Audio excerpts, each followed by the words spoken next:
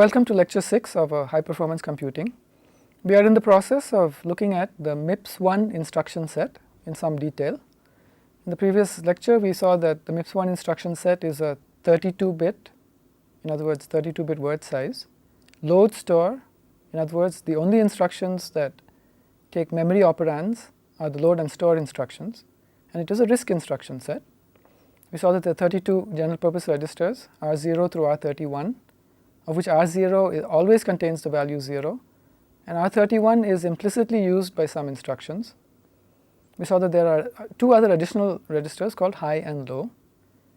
We saw the addressing modes which are used by the instructions, and also looked in detail at two of the categories of instructions: the data transfer instructions, in other words loads, stores, and moves to and from the registers high and low, as well as the arithmetic and logical instructions.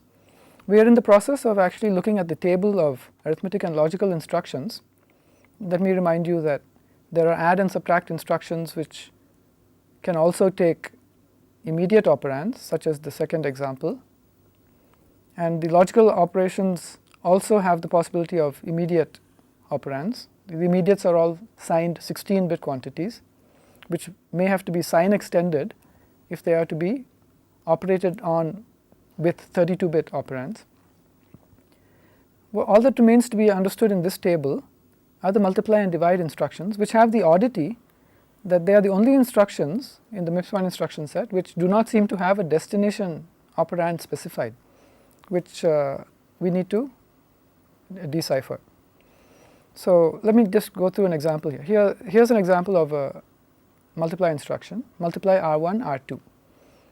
So we suspect that R1 and R2 are the source operands of this instruction, and that what the instruction is supposed to do is to take the 32-bit value out of R1, multiply it by the 32-bit value out of R2, and the only question is, what is it supposed to do with the result? Now the first thing we need to understand is that the result is conceivably larger than 32 bits. The result could in fact be as large as 64 bits. And I guess many of you may have an understanding of this from the decimal equivalent. If I have two, let's suppose I'm talking about decimal. If I have two digit numbers and I multiply them together, you know that the result is, in this case, 3 digits, but in general could be as high as 4 digits. Right? So when I multiply two digit numbers, I could get a number which is as big as 4 digits.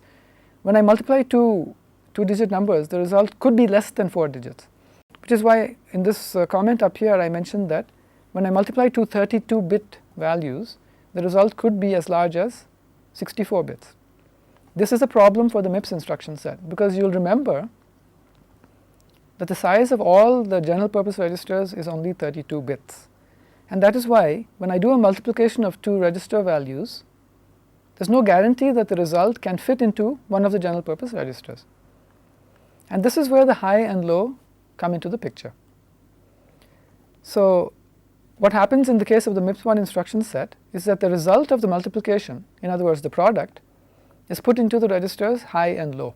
And as the name suggests, the least significant bits of the product go into the register low, and the most significant 32 bits of the product go into the register high. And you know that both high and low, from the previous lecture, what I told you, both high and low are 32-bit registers, and therefore the full 32 bits of the product can be stored and made available to the program. Now typically you would expect that the program will have to check to see whether high is equal to 0, and if high is equal to 0, then we know that the full product is contained within the register low, and proceed accordingly. Now what about the divide instruction? The divide instruction, like the add instruction, has only two operands. For example, I might divide R1 by R2. But in the case of divide, you know that the result is a quotient, but there's also another result which is the remainder. How big could the quotient be? We know there's no problem with the size of the quotient, there's no problem with the size of the remainder. Both of them can only be as large as 32 bits. The only question is, where should those two go? So if I had a divide instruction in the MIPS1 instruction set, the problem would then be, how do I specify two destination operands In other words, one destination operand for the quotient, the other destination operand for the remainder in a single instruction. And therefore, once again, to bypass this problem, they use the high and low registers. The quotient goes into low and the remainder goes into high. And this is basically all we need to know about the multiply and divide instructions. So in effect, to do a multiplication or a division, one can use a single instruction, but there will be follow-up instructions to transfer the result, whether it be the quotient or the 32 bits of the product, into one of the general purpose registers for the subsequent computation by the program. Right. Now with this we have actually completed our quick look at the MIPS-1 arithmetic and logical instructions, and we'll now move on to the control transfer instructions. In some sense, this is the largest and the most important category of instructions, because these are the instructions which are going to be used to create the control flow of the C program, and is the part of programming which is probably the most challenging. Now, as you would expect, in this table I had pre-warned you that I'm going to have to talk separately about the conditional branch instructions or branch instructions, the unconditional jump instructions, a family of instructions which are going to be used to implement function calls, which are called the jump and link instructions, and some other instructions. I've actually introduced the system call instruction at the bottom, and I'm not going to say anything about it today, but we'll come back to this instruction after 7 or 8 lectures well into the course. Therefore, please do remember that I talked about the system call instruction, and with that I'll not talk about it anymore today. Now in terms of the terminology used in this table, one piece of terminology that is used is the letter R is used in this table to stand for register. In some of the notation I have used target sub 26, and target sub 26 is referring to an absolute operand of 26 bit size. Some of the instructions have a Z in their mnemonic, and Z stands for 0. And the only other notation which I have used here is that in this particular meanings column I have used a 2-pipe operator, by which you can understand that I mean the operation catenate or concatenate, whichever you are more used to. So with this quick overview of the terminology, we can try to understand these instructions one by one. So let me just remind you, the conditional branch instructions or branch instructions, and B stands for branch in all of these instructions, will be used to transfer control of the program depending on whether a particular condition is true or not, as opposed to the jump or unconditional branch instructions, which transfer control unconditionally. So if we look at this particular example, BLTZ R2 minus 16, and look at the explanation, it looks quite mysterious, suggesting that I need to explain this in a little bit more detail. So let me separately talk about the conditional branch instructions. So we now have the same example, branch if less than 0, and the meaning of it. But let me just go through these mnemonics one by one. So we have BEQ. We need to be able to read this in a slightly more friendlier fashion than BEQ. BNE, BGEZ, etc. We know that Z stands for 0, and we expect that EQ stands for equal, that the condition which is being tested is a test for equality. Using that as a hint, we would guess that NE stands for not equal, GE stands for greater than or equal, LE for less than or equal, LT for less than, and GT for greater than, which means that the kinds of conditions that are being tested by these instructions are equal, which you understand in C by the equal operator, NE, which is not equal, greater than or equal to 0. Remember that the Z at the end of BGEZ stands for 0, less than or equal to 0, less than 0, and greater than 0. So these mnemonics suggest that these are the conditions which are being tested, whether two things are equal, whether they are not equal, whether something is greater than or equal to 0, less than or equal to 0, less than 0, or greater than 0. From this example, we understand that for the comparison with 0 instructions, the value inside a register is being compared with 0. So this instruction basically means branch if less than 0 R2, which you could read as branch if R2 is less than 0 to minus 16. Now in the lead up to this, in the previous lecture, in talking about the different addressing modes used by the MIPS1 instruction set, I had indicated that the branch instructions use a PC relative addressing mode. And in the case of a branch instruction, the first operand is very clearly being specified in the register direct addressing mode, and therefore the PC relative addressing mode must be referring to the second operand, this minus 16, which is why we are not too surprised to see in the meaning column that the meaning of the minus 16 is that the way that the program counter is changed, in other words, the way that the control flow of the program is modified, is by taking the old value of the program counter and subtracting 16 from it. Okay.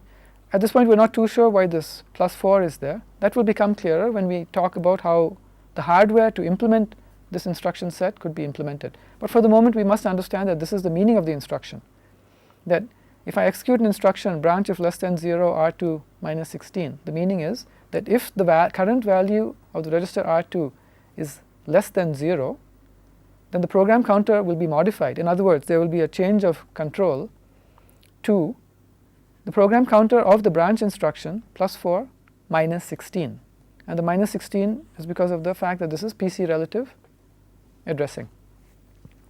So something similar is going to happen for all of the instructions which compare with 0. But what about the instructions that do not compare with 0? In other words, the branch if equal and the branch if not equal. Once again, if there is a condition which is being checked and a check of equality is being done, then two things must be being checked for equality. So the question is, what does the BEQ instruction look like? And the answer is that in the case of the BEQ and the BNE instruction, there are actually two operands. In fact, an example would be BEQ R1 R2 minus 16, and this instruction basically reads branch to minus 16 if R1 is equal to R2, a branch if equal R1 R2 minus 16, and similarly for the branch if not equal. So this family of instructions is adequate for many of the conditions that you will encounter, but if there are conditions which do not directly fall under this set of 6 comparisons, then one must find a way of achieving those conditions using these 6 instructions, which is the programming challenge or the challenge to the compiler. Right? So the idea of the BEQ R1 R2 minus 16 is that the branch will be taken if the contents of R1 are equal to the contents of R2, if the contents of these two general purpose registers are equal. Now in terms of terminology, you should note that take the branch is the same as saying that the program counter will be modified to something that is not just what it would have been if the branch had not been taken. And in terms of terminology, one often talks about the target address of a branch. The target address is the branch, the address to which control will be transferred if the branch is in fact taken, as indicated by the PC relative addressing mode. So from now on I will refer to target address of a branch, or even the target address of a jump, because even for a jump there is an address to which control will be transferred, and in general we will refer to this as the target address. Right, so in this particular example, the branch of less than 0 example, the target address is PC plus 4 minus 16, and as I said, we do need to understand what the plus 4 is. That will happen a little bit later. Now in general, for the examples that we write, it will be somewhat inconvenient to write minus 16 and then to actually count down in the program or up in the program to see which is the instruction which is at that particular address. So rather than planning on doing that for writing examples in this course, I will rather go for the alternative of using a C-like notation for the specification of the PC relative addressing mode, and I will explicitly just label instructions of the program, and instead of putting the PC relative address of the target into the instruction, I will just put the label corresponding to the target in the instruction. This will make it a lot easier for us to read and understand code sequences in the rest of this course. So I'm postponing only one thing in this discussion, and that is to explain to you in more detail where this +4 is coming from. Otherwise, we have understood how these conditional branches operate. So let's move on to the jump instructions. So in general, J stands for jump, and I had indicated that R stands for register. In general, jump is unconditional control transfer.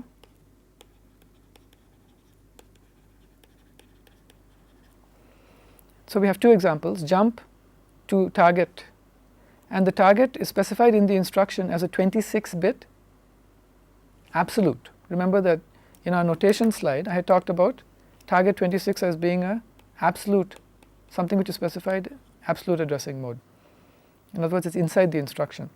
The second example is an example of JR, I'm sorry, there should be an R here, JR R5. So what do these instructions do? The second instruction very clearly changes the value of the program counter so that program counter now contains whatever value is present in R5.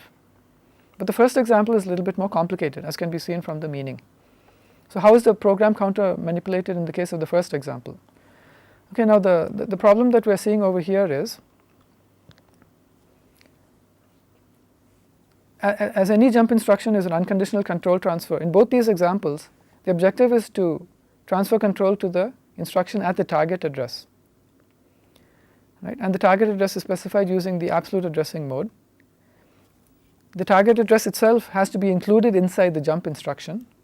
Since the target address is of size 32 bits, since the target address is going to be the address of an instruction, it would conceivably have to be 32 bits in size. But obviously I cannot include a 32-bit target address inside a 32-bit instruction. We saw this problem in the previous lecture. And therefore the MIPS1 solution is that you are allowed to specify a 26-bit target address, and the hardware uses this 26-bit target address to construct a 32-bit address by adding 2 zeros as the least significant bits of the final target address, and the remaining bits of the target address are just taken from the current value of the program counter. In other words, the value of the program counter associated with the jump instruction itself. Right? And so this is the way that they overcome the problem of not being able to specify a 32-bit target address. And it may be a little bit restrictive in the range of addresses that can be used as targets for the jump instruction. But if that is the case, then one can always use the jump register instruction, in which case a 32-bit target address can be placed into the register. So much for the jump instruction and the jump register instruction. With this we will move on to the next category of MIPS1 control transfer instructions, the third line in our table. These are the jump and link instructions, of which once again there are two, and now we can read this as jump and link and this as jump and link register. So what do these instructions do? First of all, let me just give you an example of each. Jump and link register, we saw, as in the case of the jump register instruction from the previous table, would have a single operand which is a register operand, whereas the jump and link instruction has a single operand which is specified in absolute addressing mode.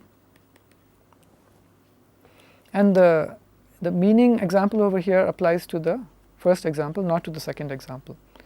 Now, the meaning that we see over here is a little bit interesting. This is the first instance that we're seeing of a MIPS1 instruction in which the meaning of one instruction involved two operations. Up till now, all of the situations that we had, the meaning was a single line. Or if there was one situation where the characters would not fit onto a single line. But here there are two separate operations which are happening as part of the jump and link instruction, which means that this is a very special kind of an instruction. It does more than one simple thing. And if we look at this in more detail, we see that it does two things. One of them is to manipulate R31. It puts PC plus 8 into R31, even though R31 is not an explicit operand of this instruction. And then it modifies the program counter to now contain the value of R2. This is a somewhat curious sequence of instructions. Right? So it seems to unconditionally transfer control to the instruction at the target address. That's what the second step is doing, while at the same time remembering PC plus 8 in register R31, which is what the first instruction is doing, which is what the first operation in the sequence was doing. So this is the first example that we're seeing in the MIPS1 RISC instruction set of an instruction which is doing something which is not a really primitive operation, because in order to describe this I had to use two primitive operations, and therefore this must be really important, otherwise they wouldn't have included it. It's a deviation from the RISC, in some sense it's a deviation from the RISC design principle of trying to have each instruction doing only one single operation. Right? So as we will see, I believe in the next lecture, or possibly the lecture after that, this instruction is critical for the implementation of function calls, and that's why it had to be included. And how it is useful in the implementation of function calls, we will see shortly. Okay. Now, before actually moving to looking at programs in general, I wanted to just try to relate control transfer as you know it from your C programming experience to control transfer as we must view it now in the MIPS1 world. Now, here in this table, I have three examples of control transfer from your C world. There is a goto statement, there is an if then else construct, and there is a repeat loop. The repeat loop is one example of a loop. I could just as well have included a while loop or a for loop, and after having gone through the repeat loop you will see that you yourself will be able to fill up the table with additional entries for a while loop or for a for loop without any great difficulty. So the purpose of this table is to give us a good understanding of what we can expect to see in a MIPS1 program in place of a goto. In our original C program, if there was a goto, what can we expect to see in the MIPS1 program?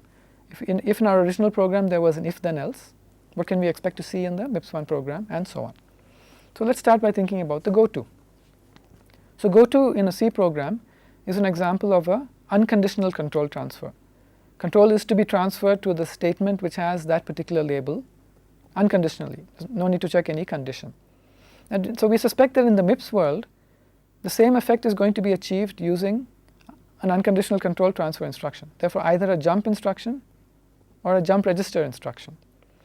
Since in our current terminology, I am using labels in my MIPS1 programs, what we will actually see is that goto label will map into a jump instruction to the same label.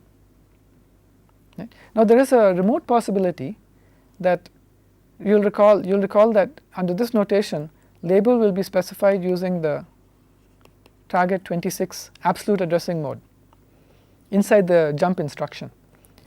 Therefore, as I had suggested in the slide on jump instructions, there's a possibility that if the target address of this jump, in other words the label, the statement which is labeled by the goto, is very far away from the jump instruction, then it may not be able to specify it appropriately using a 26-bit target address. And you can work out the kind of constraints which this places on the distance between the goto statement in your C program and the label, and try to figure out if it's really that much of a constraint after all. Remember that this is 26 bits, which is actually a fair distance in terms of instructions, even if each instruction is 4 bytes in size. So the goto to a label will simply map into a jump to a label in almost all cases that you will encounter. Next, let's consider the if x greater than 0, the if then else construct. Now I'm using a generic kind of example here.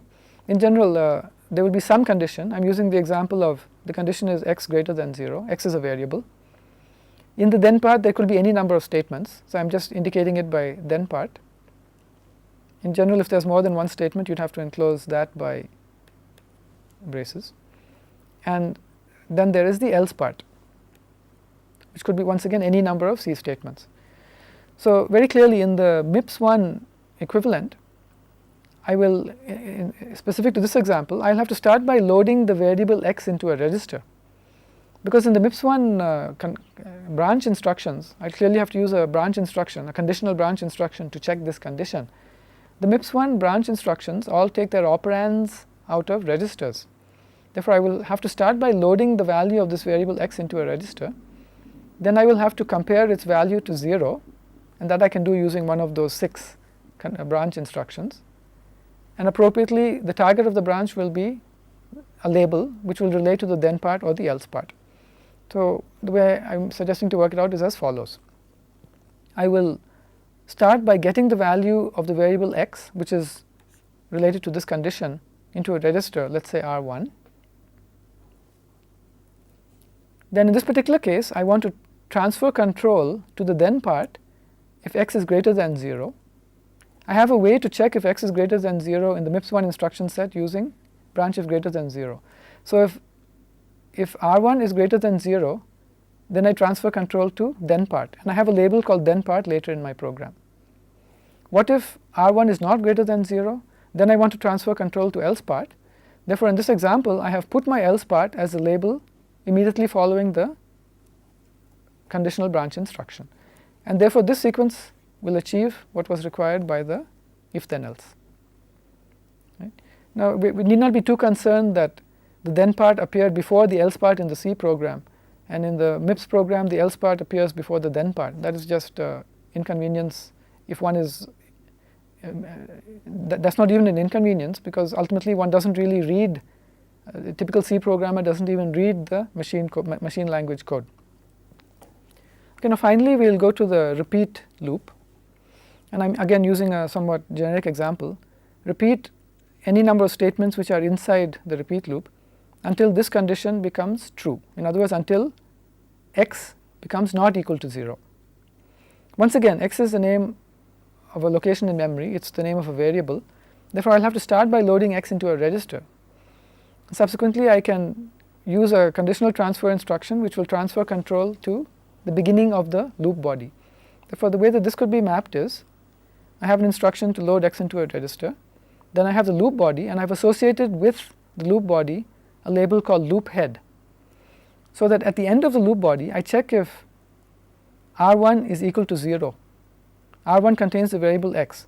Therefore, if R1 is equal to 0, that means that this condition is not true, and therefore I have to go back to loop head, and therefore this achieves the effect of this conditional transfer of this loop. Right? So just note that even though the condition was not equal to 0, I ended up having to use a condition of equal to 0, because the not equal to 0 was the exit condition for the loop, and therefore the continue condition for the loop was equal to 0. Okay, and note here once again that I am comparing R1 with 0 by using register R0. I had to do this because I am using the BEQ instruction, which has 2 operands. Now, just to make sure that the notation here is clear, inside my C statement there was a loop body which contained any number of C statements. Now those C statements would get translated by the compiler into some collection of MIPS1 instructions, and therefore the number of instructions in the loop body will depend on the number of statements in the loop body over here, and would depend on how the compilation is done. But with this we understand that essentially the important C control transfer constructs that we are aware of can be achieved using the conditional unconditional transfer instructions of the MIPS1 instruction set. Okay, so with this we have actually seen the data transfer instructions, the arithmetic and logical instructions, and the control transfer instructions, and we're ready to actually look at real examples of MIPS1 programs. Now, as it happens, if I had made available to you a MIPS1 instruction set architecture manual, then you would have read about the details of each of these instructions separately. Each of these instructions would have been mentioned on a separate page, and on the page they would have given you all the information that I've gone through over here, but some additional information as well. And some of the additional information that would have been included in the instruction set manual would have been of some relevance. And therefore, as an important aside, I'm going to mention 2 kinds of important comments that one might see in an instruction set architecture manual relating to some of the instructions that we've come across. So I've labeled this slide as interesting notes from the instruction set architecture manual. Now for some RISC instruction sets, you find comments like this associated with load instructions in the instruction set architecture manual. the loaded value might not be available in the destination register for use by the instruction immediately following the load.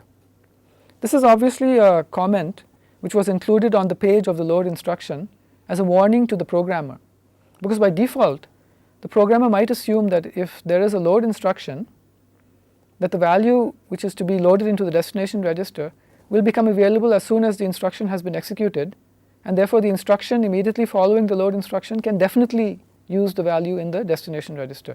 This is an explicit warning that that is not the case, and it is present apparently in the instruction set architecture manual of many MIPS 1 processors, which is why I have included it here. In fact, this warning is so important that it is given a name. It is given the name of load delay slot, indicating that the programmer must be aware that the load instructions have a delay associated with them. They do not cause the destination register to become updated as soon as you would imagine. There is also this element of uncertainty. If you look at this description, it says that the loaded value might not be available, suggesting that in some implementations of the MIPS 1 instruction set, the loaded value might be available, or for some programs when they execute, for some reason, the loaded value might be available. But in general, the programmer cannot assume that the loaded value will be available. So this is one kind of warning which you might see. Another kind of warning which you might see in an instruction set architecture manual for a RISC-like architecture like the MIPS 1 relates to control transfer instructions, and might say something like this: the transfer of control takes place only following the instruction immediately after the control transfer instruction. Now typically you would expect that the transfer of control will take place as part of executing the control transfer instruction, and that therefore the instruction following the control transfer instruction is clearly covered. But here we have explicit mention that the transfer of control takes place only after the instruction, immediately after the control transfer instruction has been executed. Therefore, definitely a very important warning to a programmer, particularly if he or she is programming in this language, in the machine language. And once again, this is such an important warning that is available on the page of the instruction set architecture manual, and is given a name, the branch delay slot, a warning that control transfers are also delayed. They don't actually happen as fast as you would have thought. So from the programmer's perspective, what does this mean? Let's just try to understand what I as a programmer should do if I see these kinds of warnings in an instruction set architecture manual. Let's start first with that warning about load instructions. So the warning was something to do with when the loaded value will be available in the destination register. So let's suppose that I've written a program and there's a load word instruction. Remember, this is a load word instruction. We saw this not too long back. A load instruction in general causes a value to be copied from main memory, from a variable in main memory into a register. In general, this is an instruction which will do such a load of a word size or 32-bit size quantity. The destination is to a register R1, and the source is specified as a base displacement addressing mode. Base displacement addressing mode, the address of the memory operand is calculated by taking the contents of register R2 and adding to them the immediate constant, which in this example is -8. So this computation results in the address of the operand, which can then be sent to memory so that the data can be fetched. Now if I've written a program which uses such an instruction, I might have also assumed that, typically I would have written this instruction in my program because I want to use the value of this variable out of the register R1. Therefore, it's not too uncommon that the next instruction in my program would be an instruction that uses R1. The next instruction in this particular example is an add instruction, which adds the contents of R1 to the contents of R2 and puts the result into the register R3. Remember that in our notation, the destination register is written first and then the two source registers. So the add instruction that I've shown you here is a register that uses the value of R1. And it is possible that my intent in writing a program containing these two instructions one after the other was that I want, let's say, a value to be loaded from memory. Let's suppose that -8 R2 corresponds to my variable x. So I wanted the value of x to get loaded into the register R1, and then I wanted to use that value in the addition. That might have been why I did the load followed by the add. Then I must take into account the warning, which tells me that for a load instruction, the loaded value might not be available in the destination register for use by the instruction immediately following the load. Therefore, clearly the situation that we have here is dangerous. There is no guarantee that the add instruction will get the value that was loaded. Therefore, I as a programmer must, or as a compiler writer, must adjust for this warning. And the way that I could do it is by making sure that the load instruction and the instruction following it which uses the loaded value are not consecutive but separated. So, for example, if I take a modified version of the same code segment where there is the same load instruction and the same add instruction, but I put between the two an additional instruction such that the instruction in between does not use register R1 for its own sake, then I find out that the add instruction, even under the warning which had been provided in the instruction set architecture manual, will safely receive the loaded value as loaded into R1 by the load instruction, and the program would run as I had expected or as I had planned originally. So, this is the kind of warning which one must very clearly take into account as a machine language program or as a compiler writer. And in this particular example, the situation was that the instruction set architecture manual warned me that there was this one load delay slot, that the load instruction and the instruction using the loaded value have to be separated essentially by at least one instruction. But there could have been a more serious warning, for example, that there is a need for 2 load delay slots, in which case I would actually have had to write a program in such a form that there were at least 2 instructions between the load instruction and the next instruction using the loaded value. Okay. And the warning would have been written in a form that would be understandable to us in this light. Now, moving on from this to the next warning, the warning about control transfer instructions. Now, this will relate to a program. I'll have to give you an example where there is use of a control transfer instruction. So, I'll use an example which we've already seen, the example of the repeat until. Remember that I implemented the repeat until using a label on the beginning of the loop body followed by a conditional branch instruction, the BEQ. The condition is related to register R1. Okay, now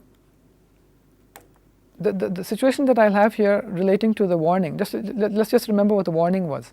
The warning was for a control transfer instruction, the transfer of control takes place only following the instruction immediately after the control transfer instruction. So, how does that relate to the code segment that we have over here? Now, according to that warning, the transfer of control to head, which is the control transfer that I'm interested in, that's the correct implementation of the repeat until, will not happen as a side effect, will not happen just after the branch instruction, but will happen after the next instruction in the program has been executed. In other words, the diagram that I should have in mind is something like this, right? Given the warning that we had just read from the MIPS1 instruction set architecture manual. In other words, if I had written the program assuming that immediately after the branch if equal instruction control is transferred to head, such as by the dotted arrow, then I would have misunderstood what was happening. In fact, the statement immediately following the branch, whatever it is also part of the repeat loop. It will be executed along with the loop body regardless of what else may be present in the program. Therefore, thanks to our warning from the instruction set architecture manual, I must account for my repeat until implementation by possibly taking the last instruction from loop body, if that is correct, and putting it after the branch if equal instruction. Right? So, this is a very important warning, and it's so important that in fact it is referred to as the branch delay slot even in the MIPS manual. And once again, it's conceivable that for other processors you may see that there is a warning of 2 branch delay slots, which essentially tells you that 2 instructions after the control transfer instruction will be executed before the control transfer takes place. Right? So, these are clearly very important, and we will take both of these warnings into account. In fact, I think for most of the examples I will work under the assumption that there is 1 branch delay slot and 1 load delay slot in writing the code, so that this idea of having to be aware of warnings of this kind will sink in. Right? So, a correct implementation would have head, loop body, branch instruction, and then the next instruction with the realization that the control transfer happens only after the next instruction. Okay, now that we've seen all the MIPS instructions, we can actually move to the last part of the instruction set architecture manual, which is information about what each instruction looks like.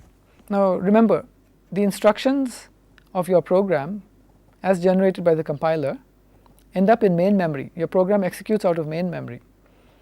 And if the instructions are to be in main memory, they are going to be represented in binary.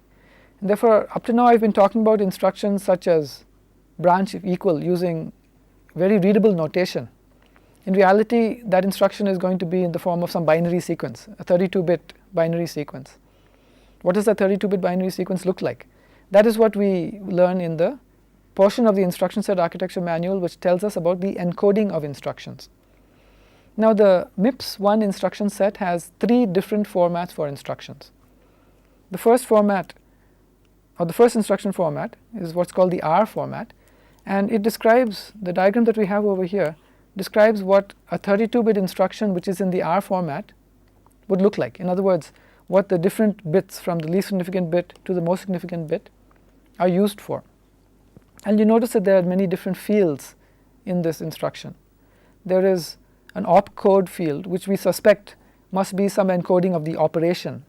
Opcode probably stands for operation code. There is a field labeled SRC1 which is a specification of the first source operand, second source operand, destination operand, and various other fields. Now if we look at the size of each of these fields, we notice that each of the source operand fields is a 5-bit field. What does it mean to have a 5-bit field? A 5-bit field means a 5-bit binary value can take on values between 0 and 31. And this is consistent with our understanding that in MIPS1 instructions, if there is a register direct operand, one has to specify the identity of that register. So any register between R0 and R31 can be specified using the appropriate 5-bit sequence. So the foremost question in your mind at this point will be, what are the different instructions which will be encoded using the R format? Very clearly, any of the arithmetic or logical instructions which does not use an immediate operand can be encoded using this format. For example, consider add R1, R2, R3. So how will the fact that this is an add operation, how will that be encoded? That would be encoded using the opcode bits as well as possibly using the last 6 bits which are labeled as function code. So there are 12 bits available for encoding the fact that this is an add instruction. The fact that the destination operand is R1 and that the source operands are R2 and R3 would be encoded using the SRC1 field, SRC2 field, and the destination field. So what exactly would one see in the SRC1 field for this particular example? This is a 5-bit field. What I want to see over there is an indication that R2 is the first source operand, and therefore I would see the value 2 in that 5-bit field. What would the value 2 look like in that 5-bit field? It would look like 0, 0, 0, 1, 0. So that's exactly what I would expect to see in that 5-bit field. Similarly for R1 over here, I'd expect to see 0, 0, 0, 0, 1. And for R3, I'd expect to see 0, 0, 0, 1, 1. Okay. So ultimately, when all the bit fields are filled up, we could understand exactly what the add R1, R2, R3 instruction looks like in 32 bits. You can find out what the different fields are, the different values, the exact values of the opcode and the function code bits for the add instruction by looking up the appropriate section in the MIPS1 instruction set architecture manual if you needed to. Okay. So basically the arithmetic and logical instructions which use only destination operands and source operands could be encoded using the R format. The second MIPS1 instruction set format is the I format or immediate format because it has a 16-bit field inside the instruction. In addition, there is a 6-bit opcode field, a 5-bit source operand field, and a 5-bit destination operand field. And as you'd imagine, any instruction of the MIPS1 instruction set which has a 16-bit displacement or immediate value can be encoded using this format. In fact, will be encoded using this format. And there are several examples. For example, the arithmetic and logical instructions which have immediate operands. The immediate operand is a 16-bit field. It requires a 16-bit field. In this particular case, it requires only a 3-bit field, but in general the immediate operand would be a signed 16-bit value. Therefore, the operation would be encoded in the opcode field. The destination register would be encoded in the destination field. The first operand, which is the source operand in register direct addressing mode, would be encoded in the SRC1 field, and the 16-bit immediate operand would be encoded in the constant field. So in this particular example, I would see the value 8 in 2's complement in this 16-bit field. In other words, I would see a lot of zeros followed by 0, 0, a lot of zeros followed by 1, 1, 1, 0, 0, 0, which is the 16-bit 2's complement value, a representation of 8. Right. What other instructions would be encoded using the I format? Think about the load instructions or the store instructions. All of these instructions have their operand specified in base displacement addressing mode. They have to specify a base register and a destination and a displacement, and the displacement is a 16-bit signed displacement. So once again, this I format could be used for this purpose. The fact that it is load word could be encoded in the opcode field. The destination can be encoded, the displacement can be encoded in the constant field. The base register can be encoded in the SRC1 field, and the destination in the destination field. Anything else? Yes. Even the conditional branch instructions can be encoded using this format. Recall that for the case of the conditional branches, the target is specified as a PC relative displacement, and the size of the displacement is 16 bits. So once again, there is a situation where the 16-bit field can be used for this purpose. The opcode would be used to indicate that this is a branch of less than 0 field. The R1 would be encoded in the source 1 field, and the 16-bit PC relative displacement in the constant field. So many different instructions actually find their encoding using the I format. There is one other format in the MIPS1 instruction set, and that is the J format. The J format has a large 26-bit field, and as you'd suspect, this is necessary for the instructions which have a target 26 absolute addressing mode, of which we know there are a few. There is the jump instruction and there is the jump and link instruction. So for example, if there was a jump and link instruction in your program, in our notation I will represent the target by a label, but in the instruction the label would have to be encoded by its actual 26-bit address using the mechanism that we had seen in the slide about control transfer instructions. Okay, so with this, it turns out that only these three formats are necessary, and all the instructions that we have seen and other instructions which we have not seen, like the system call instruction, etc., can all be encoded using these three formats. Okay.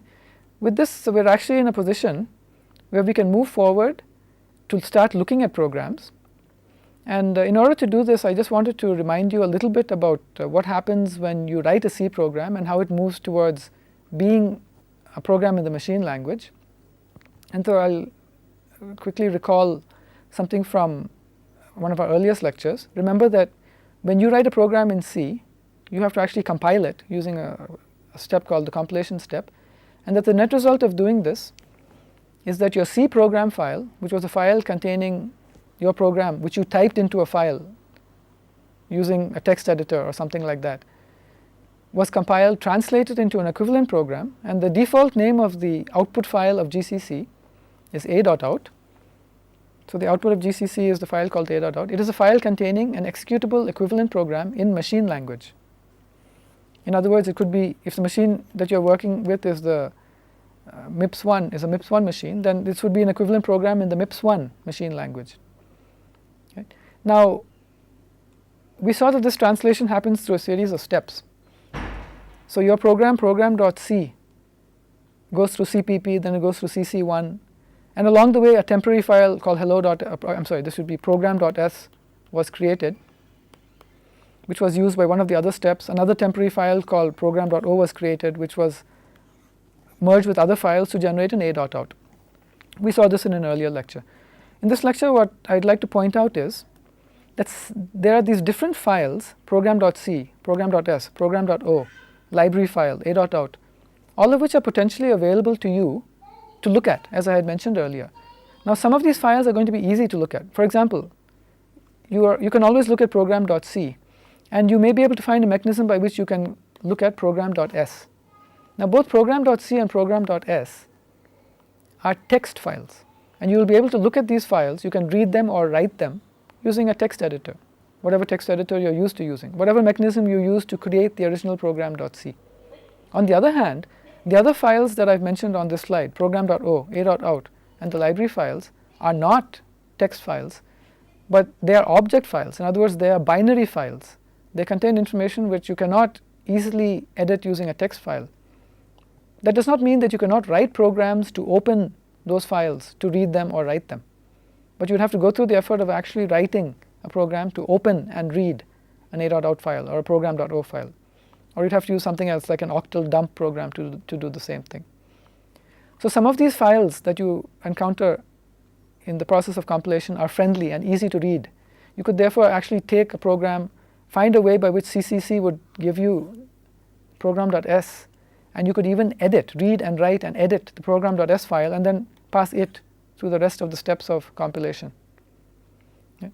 So with this thought in mind, we will move forward in the next lecture towards actually seeing what happens to a C program in terms of ending up in an a.out file which contains MIPS1 instructions.